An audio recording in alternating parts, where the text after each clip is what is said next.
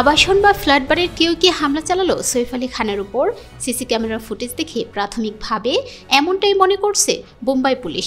তবে এখনই এই বিষয়ে প্রকাশ্যে কিছু বলতে চাচ্ছে না তদন্তকারীরা। সৈফের বাড়িতে অজ্ঞাত পরিচয় দুষ্কৃত ঢুকে পড়ে 2টো নাগাদ। লুটপাটের উদ্দেশ্যেই সে ঢুকেছিল বলে মনে করছে পুলিশ, কিন্তু 2টোর আগে অন্তত 2 ঘন্টার সিসি ক্যামেরার ফুটেজ খতিয়ে দেখো সৈফের বাড়িতে কাউকে ঢুকতে দেখেনি পুলিশ। তদন্তকারীদের সূত্রে এমনটাই জানা গিয়েছে। এমন পরিস্থিতিতে পুলিশের অনুমান ভেতরের কেউ গোটা ঘটনার সঙ্গে জড়িত।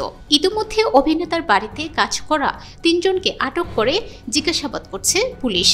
পুলিশ সূত্রে জানা গিয়েছে, সৈফের পাশাপাশি তার বাড়িতে কর্মরত এক পরিচারকও ছুরি দিয়ে কোপানো হয়েছে। তার শারীরিক পরিস্থিতি স্থিতিশীল। বোম্বাই পুলিশের ডেপুটি কমিশনার দীক্ষিত গেদাম বলেন, একজন অজ্ঞাত পরিচয় ব্যক্তি সৈফ আলী খানের বাড়িতে ঢোকেন। তারপর অভিনেতার সঙ্গে ওই ব্যক্তির হাতাহাতি হয়। আহত অভিনেতার চিকিৎসা চলছে, তদন্ত চলছে। বোম্বাই পুলিশের এক আধিকারিক তদন্ত নিয়ে সর্বস্তরে কিছু না জানালেও বলেন, সৈফ আলী খান আক্রান্ত হয়েছেন। এই খবর পেয়েই ঘটনাস্থলে যায় পুলিশের একটি দল। তদন্ত চলছে। অন্যদিকে ছুরিকাহত সৈফ আলী খানের অস্ত্রোপচার শেষ হলো বোম্বাইয়ের লীলাবতী হাসপাতালে।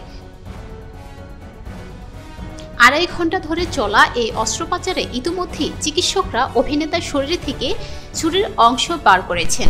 সাইফের স্নায়ুর অস্ত্রোপচারও সফলভাবে শেষ হয়েছে অভিনেতার কসমেটিক সার্জারিও।